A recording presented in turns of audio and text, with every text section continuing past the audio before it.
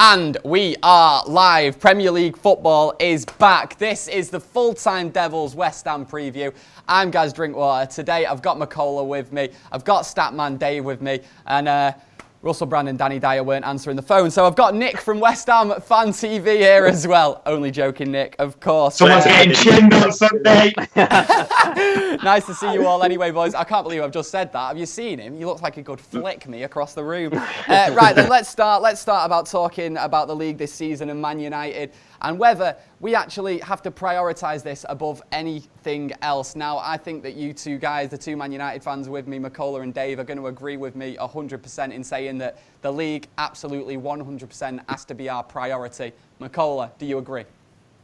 Yeah, it has to be, man. It's been way too long, and it's just been too long for United. And I know it sounds a little bit spoiled, and it sounds, we are spoiled. I am spoiled as a Fergie kid, but it has been too long for Manchester United. And I don't mean just winning it either. I mean genuinely challenging for it. I think that has to be the target this season. If we don't win it, but we've challenged for it, and we're still in the reckoning in April and May, I will be happy with the progression this team has made. Of course, I want to win it. I'm predicting United are going to win it. I'm biased as how I'm going to do that. But we have to challenge. It's as simple as that. And I think it starts with games like this. This game is against West Ham isn't going to be easy. They've had a very good summer. Obviously, we'll talk about them later in the show. But I think it's games like this that lost us actually challenging for the league last season. We can all reel off that list of games: Burnley, Stoke, West Ham, Arsenal. You know the drill. But it's these games that will make the difference to whether we'll challenge or not. And I think we've got to start off. We've got to hit the ground running. We did it last season and then fell off after the defeat against City. But we've got to get consistency this time around, and it starts at home against West Ham. But I'm so excited that the Premier League's back. It pains me to say this because the Champions League is just like the peak for me. Like, some of the best days in my life have been watching Manchester United in the Champions League. However, Dave, does it literally have to be all eggs in the Premier League basket and just see what we can do in that competition rather than trying to challenge on all fronts? Absolutely not. I think it's going to be challenging on all fronts. We've got a big enough squad to do that. I think how you manage the situation is, I think it's got to be, taking the bigger games as they come. For example, if United get drawn against a tough opposition in the Champions League, it's playing your sort of A team then and maybe rotating your side at the weekend. But Mourinho did well to do that last season, to keep United competing for 4 trophies pretty much until we went on and won the League Cup. So I'm fully behind Mourinho's ability to rotate the squad. I think it's just the consistency, like Max saying, it's beating these small guys. It's giving the likes of Henrik Mkhitaryan, Anthony Martial, Marcus Rashford just game time so they can get their confidence and they can start scoring goals. But for me, like you, I love the Champions League. And for United to put a run in the Champions League and as well compete for that league title will be a perfect season. I think in quarterfinals will be fine. But you think Mourinho, if he gets to the semi-finals of a tournament, you wouldn't bet against him in a way. You think of what he did with Porto, what he did with Inter Milan, very unfavoured sides in European football, but he went on to lift the biggest trophy in the world. So I love the Champions League, but again, it's got to be about competing with Manchester City. I think Chelsea might drop off. Spurs have got no wing-backs. Liverpool are going to lose Coutinho. Arsenal have got the Europa League. It's so open for us. It's even more open than it was last season, and we've signed well. So for me, it's got to be both. Competing on all fronts again. I obviously think we've got a big enough squad to compete on all 4 fronts. And I think the knockout stage of the Champions League, once we get there, you're going to want to go on and win it. Yeah. And no one's going to want to draw United. But for me, the reason the Champions League was so good back in the day, I feel like saying, but a few years ago, was because we were the best team in England. When you're the best team in England, it feels better when you're the best team in Europe as well. Of course, I'm not going to complain if we finish third and win the Champions League this season. I'm not going to complain, but it always, the Premier League, I won that every season. The Champions League on top of that, that means we're the best in Europe. And if we win the league enough times in the next 5 years, eventually we'll get to a position where we are one of the best teams in Europe. So I think winning the league back is almost will almost lead to us becoming a dominant force in Europe again. And we just got to get that trophy back. We've got to get it back. It's a good point. Go on, Nick. Get in there. Sorry, because I think any team the size of Man United, I think the league has got to be their bread and butter. There's so many teams now that can compete financially. That wasn't the case before for the best players in the world, abroad as well. But I think if you've got a team like Man United, who are, let's be fair, they're the biggest team in the world. They're biggest team. They're most known across the world than any other team in world football. And if you're not winning the league, I think it just takes the tint off of it a little bit. Do you know what I mean? Like if you were up there competing for the league and winning it Fergie style in this day and age, I don't think when a player becomes available, and I know you've competed for the likes of Pogba, there'd be no other destination for them. At the moment, because of the money so prominent in the Premier League now, West Ham can afford to pay £150,000 a week wages. That's crazy. That wouldn't happen before. So if they're going for the money, that they can go anywhere. But when you're going to the biggest team in the world, you're guaranteed trophies no matter what happens in the Champions League. It just gives that little bit of glamour back to United. You know what I mean? Yeah, exactly. Nick, what about West Ham then? Like, where are you guys sort of thinking for this season? What is the main expectation for the fans? Do you know what? We're a team that very much is up and down. We have decent seasons followed by very mediocre seasons. We get relegated every now and then we come back up. I think that the basis for this now is because we had a very poor transfer window just after we had one of our best seasons ever, and we was only about 2 games away from getting into the Champions League ourselves the season before last. If we'd have got 2 more wins in the last 3 games, we would have pipped everyone to the post, Man City included.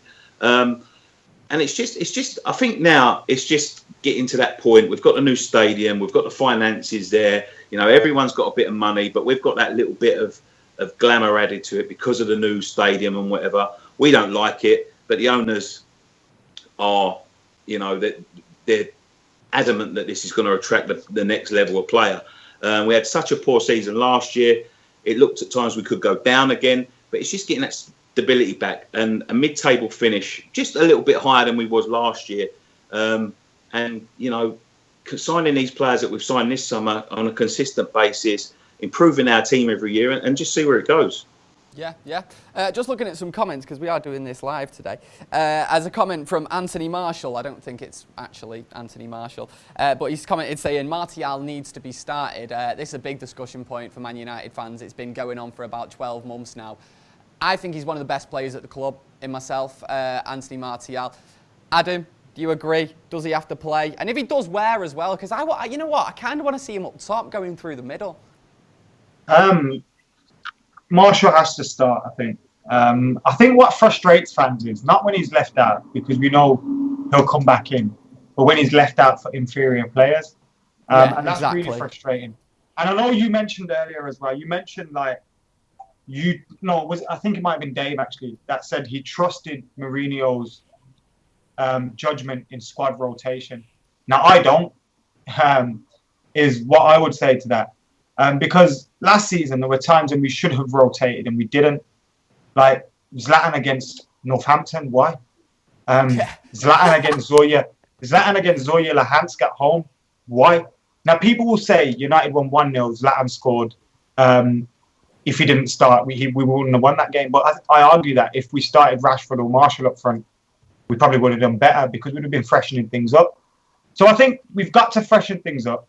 He seemed to not trust Martial last season, but then in the summer, he's giving Martial game time. He mentions him when he mentions Lukaku and Rashford as our number 9s.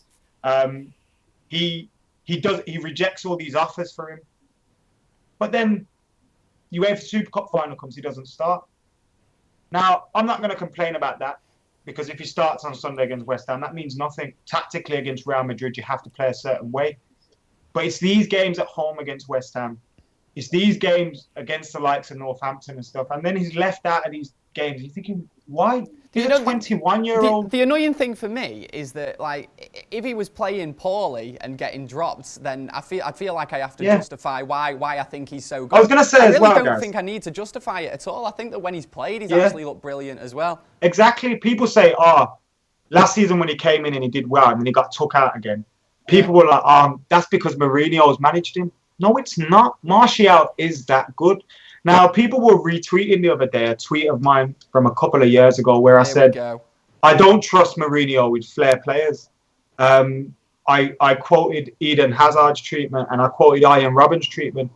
And I think Martial could potentially go down the same path, and that worries me. But I am confident for this season, and I'm confident that Anthony Martial, something seems to have dropped in him.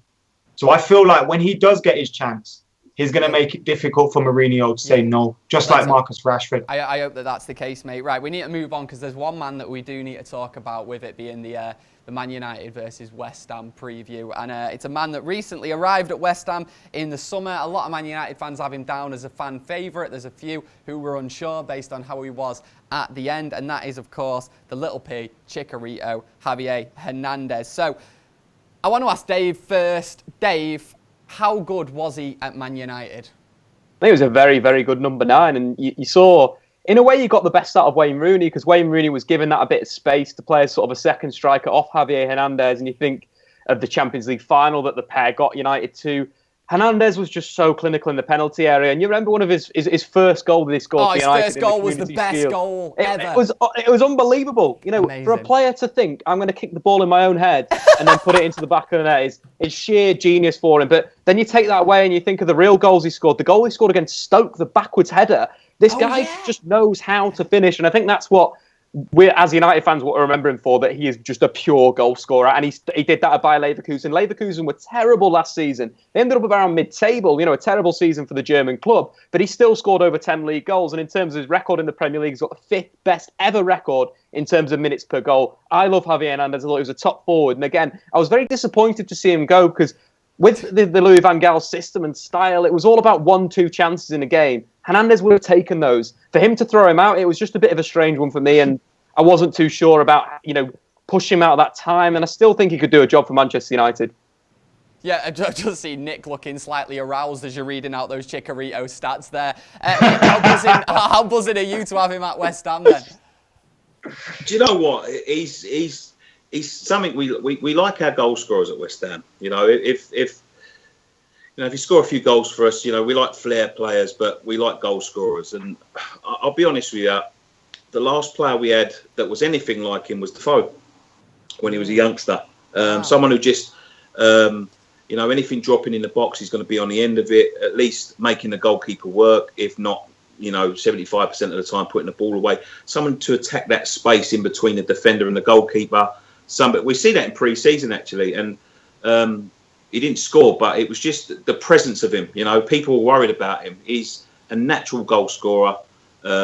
It's something we've been crying out for, and I am getting aroused about the potential partnership between him and Andy Carroll. But obviously, he's probably going to only be 2 games a season. But just someone to make the defenders think. That's what we don't do at West Ham a lot. We get the ball into the box and there's no one there meeting it. There's no one there attacking the space. And I know he'll do that. And he excites me a lot. And I think he could take us to a good place in the Premier League this year.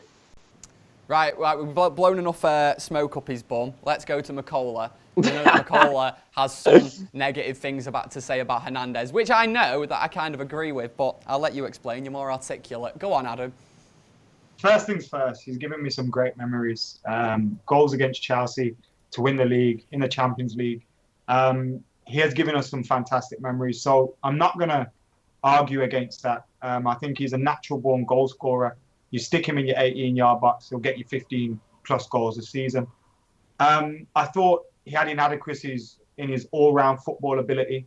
His first touch was poor. His second touch was a tackle. He couldn't pass to save his life, couldn't pass wind. And yes, he was a great goal scorer, but the thing that turned me off Javier Hernandez and led to me calling him Chicharito was the way he ended up at Manchester United. He seemed to be really bitter towards the club. The way he was going on social media, liking tweets and posting strange things on Instagram. Now, I know it was bad times for the club and he wasn't starting games, but you shut your mouth and you work hard in training and you fight for your spot. Like, there's a certain way to act, and I don't think he acted the right way. He left Manchester United after moaning, went to Real Madrid on loan, and then was like, this is my dream come true, but then got dumped by them looking like a dickhead, and then tried to start being all friendly to Man United again. And I just feel like he's given us great memories. But don't people compare him to Ole Gunnar Solskjaer? Please don't disrespect Ole Gunnar Solskjaer like that. Ole Gunnar Solskjaer was more intelligent than he could ever be. Ole Gunnar Solskjaer played on the right wing in place of David Beckham and kept David Beckham on the bench towards the end of Beckham's United career. Now, I know that was for various reasons, but Ole Gunnar Solskjaer had intelligence in his play. He had a first touch. He could pass. He could move. He could do everything outside the box too. So I feel like people do overrate him a little bit, but I think he was a great goal scorer. I agree with when Jose says he would have scored 15 goals for United last season, because if we make chances, he will take them. But I just felt like his all-round ability and his all-round play meant that United should never have considered re-signing him. But having said that, he'll get goals for West Ham. I think he'll get 20 plus in all competitions this season. I also think he's one of the very few players who actually left Manchester United at the right time. He didn't stay for well beyond his tenure. And I will say, well, maybe a year. I would argue. maybe, yeah, no, God, do you remember that look that he gave to Giggs when he missed that penalty? Forget about that. I will say this as well about Hernandez, that for a player, and I know this is really cliche and it's what everyone says, but at the end of the day, it will be so frustrating to see. How can a player that fast be offside that often? Like, it takes a real lack of intelligence, I think, as a footballer for that to happen as often as it did. Right, just going to check a couple of comments now. We are going to talk about the starting 11 properly in a sec, but we've got one here from Hardik, which I find interesting. He says, will we see Andreas Pereira in the big games? Dave, I feel like you might be the man to speak to about this. I think you might do, I think what Pereira's shown since coming back from loan from Granada, that he is a bit tenacious and he will go in for a tackle. He's not afraid of making a challenge. He's not afraid of doing the hard yards. What he did at Granada, creativity-wise, was pretty awesome. He created more chances than any player under the age of 23 in La Liga last season. And what we've seen from him back at United in pre-season is good. A stronger player, a player that looks like he's grown out a little bit. And given if United play a 3-5-2, having someone like Pereira to play as a sort of right central midfielder with Pogba as a left central midfielder allows him to drift wide, allows him to get into his natural areas, a number 10 area, wide on the right, wide on the left. I think it'll be perfect. But the big games, I don't think so. I think that for the big games, the midfield that you're going to be playing every single week is going to be Matic, it's going to be Paul Pogba, and it's going to be, of course, Ander Herrera. And I just don't think that... Yeah, MPH. Or even you throw Marouane Fellaini in as well as a number 10 behind someone like Lukaku. That is aggressive. That is horrible to play against. And that is uncomfortable for the opposition. If you think in the modern day, deep line playmakers are small, they're agile, putting Marouane Fellaini on top of them, plus Herrera's aggression in midfield, that is really, really nasty. But Pereira, it'll be flair, it'll be against the sort of the weaker teams where you'll see he'll get a run out, or as an impact off the bench. I think he'll have a good impact because he's more creative than your likes of Ander Herrera. He can spot that pass, he can unlock the door. Herrera can, but also Herrera plays those backward passes sometimes. Pereira's a little bit more positive on the ball. So we will see him, but maybe not in the big games. I think Mourinho will go for power in those bigger games. Right, we're going to get you Man United 11s in a sec, and we're also going to go to Nick and find out what team we might be coming up against on Sunday in a sec as well. But we are going to a 30-second ad break now. You might see it, you might not. Either way, we'll be back in a sec. And we're back. Right, let's get into it then. Starting 11, new season, new competition. We are doing this. We're going to do this every single preview, basically. See who can have the most points come end of the season and who can predict it the best. So we'll start with Man United. Nick, sorry for keeping you waiting, but we're going to get to West Ham in a sec. Here's what we're going to do. 1 point per correct player that you guys predict for the Man United 11. So, Adam McCullough. Are we starting from fresh? We're starting from fresh. New season, we're going from now. So Adam, what is your Man United team to start the Premier League season? One of these selections is in hope rather than expectation, but the other 10 should get me a good 10 points, so I'll be all right. David De Gea in goal. Valencia, Bailly, Smalling and Darmian. Matic, Pogba, Herrera. Martial, Lukaku, Mkhitaryan. I bet you can guess which one's in hope rather than expectation. Dave, tell me.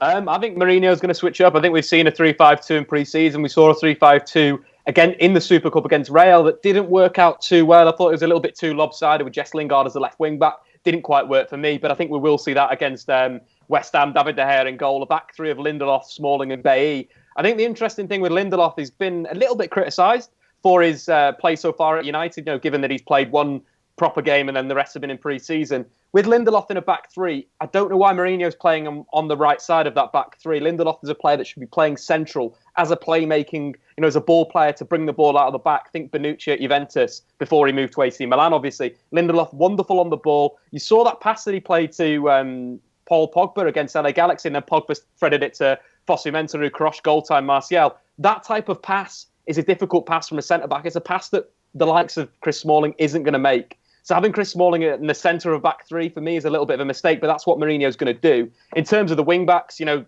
can't really argue with Valencia's inclusion. I think he's going to have a fantastic season going forward, given that he's playing a little bit higher up the pitch. And Darmian, a player that's been unfavoured by United fans. I quite like what he's done at playing left wing-back, into midfield, Matic, Pogba, Herrera, that ain't going to change, and then Mickey and Lukaku up front. That's my team. Mate, that's a nice team as well. I like that. Nick, right, so you'd forgive your Man United fans really for focusing about what's going on with our club in the summer and not really seeing what other clubs are strengthening with. But I know that West Ham have had a decent summer, so we've got Nick from West Ham Fan TV here. Nick, tell me, how do you think West Ham will start against us? It'll be Hart in goal, definitely. I can't see us paying 110 grand a week for him to sit on the bench. I forget about Joe Hart. Wow. It's a toss-up between Masuaku and Cresswell, but I'm going to go for Masuaku. He's got a little bit more pace and he might deal with Mkhitaryan a little bit better.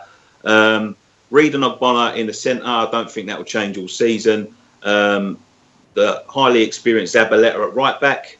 I think we'll play 5 in midfield. It'll be Noble and Obiang holding. I was going to say Lanzini, but he's definitely out now. We've been told that. So it'd be Fernandes playing in the centre, I believe, and Ayew and Arnautovic on the wings, and of course Hernandez up front. Arnautovic is a player that's caused problems for United in the past. Right, Nick. Lanzini's mint, by the way. How come he's not playing? Is it because of transfer rumours or injury? I think everyone that's been linked to a club this season, Adam, has had a mysterious injury just before the beginning of the season. So I'm not going to speculate, but I think Liverpool are sniffing around now. Coutinho's going to pop off. Lanzini's mint. I hope he don't go to Liverpool. No, me neither. No, me neither. Right, Nick, we sort of had you on the back burner today, really, while we squabble on about what United have been doing this summer. But this is really your time to shine now. Tell us about West Ham this season. Tell us about the players that you have signed. And talk to us about the United lads that worry you as well. Well, we've signed a few players, actually, and we've still got bids going in, which is surprising because we've actually spent quite a bit of money in terms of West Ham. We've obviously signed Chicharito, we've already spoken about. Joe Hart coming in on loan. I'm a bit sceptical about that one. I'm not really a massive Joe Hart fan. Never have been. I know some of the boys on my channel think he's a very good goalkeeper and he'll bring a sense of leadership to the back four. Obviously, Zabaleta, we've been crying out for a right back. Zabaleta become available for free. We snapped their hands off for that one. I think he'll bring a little bit more leadership as well. And the big one really is Arnautovic out on the left. He's been very good in pre-season. I know I've been speaking to a lot of Stoke fans in the summer saying he's, a 1 game to 3. He'll have 1 good game and they'll have 3 bad games. I'm hoping because he's at a new club that the ratio might swap around. So he'll have 3 good and 1 bad. But I must say what I've seen of him in pre-season, and we haven't had very tough opposition, but he's been a very, very handy player. He looks to be just what we need on the left wing. He provides a lot of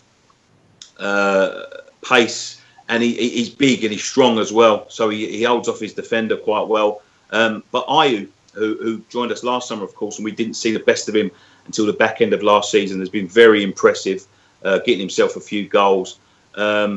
But yeah, that's in terms of our team, who you should be worried about. Who am I worried about, Man United? There's only one guy, really. I'm worried about the old team, but one guy that really keeps me up at night, really gives me nightmares, is Romelu Lukaku, of course. 9 goals in 10. 5 of the last... Yeah, 9 goals in 10 for Everton. 5 of the 9 coming in the 85th minute or above.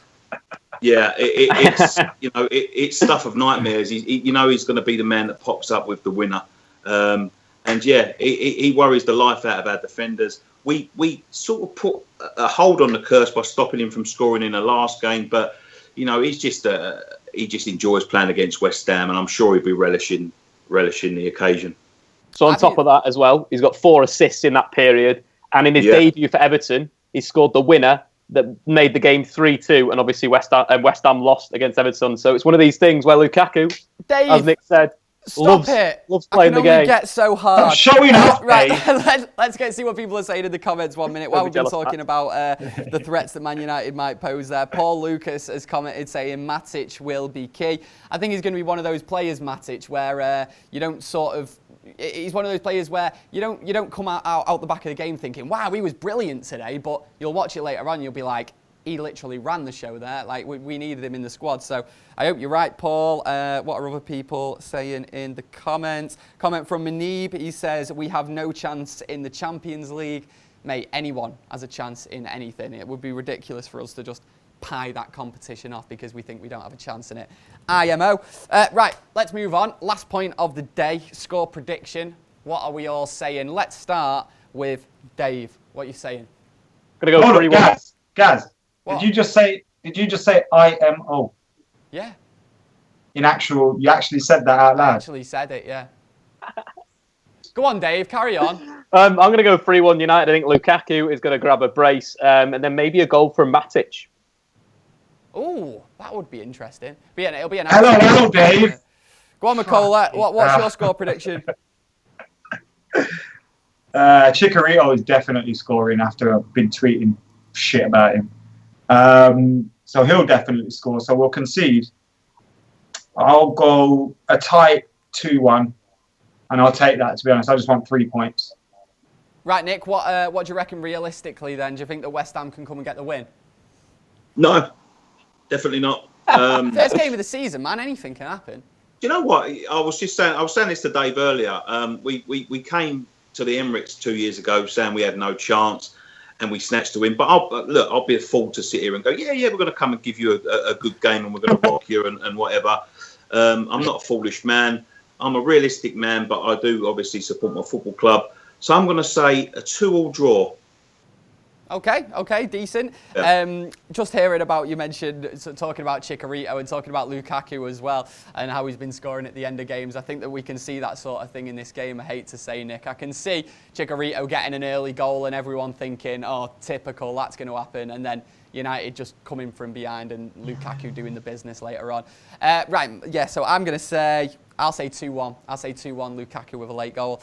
Right then, that is it for the West Ham preview. Thank you very much to Statman Dave for joining me. Thank you very much to Adam McCullough being here and Nick as well from West Ham Fan TV. If you want to see what's going on with West Ham, make sure you go and subscribe to those guys. Right, before we get off, let me tell you, we've got a 500k sub challenge this year. We're really hoping for this to hit 500k subscribers come end of the season. I was saying to producer Chris off camera, really, I can only see that happening if A, we win the league, or B, we get relegated. But let's see what happens, eh? Let's get as many as we can. So subscribe below if you've not already. Get your comments in as well. Right, thank you very much for joining me, boys. This has been the West Ham preview. We shall see you next time. Laters.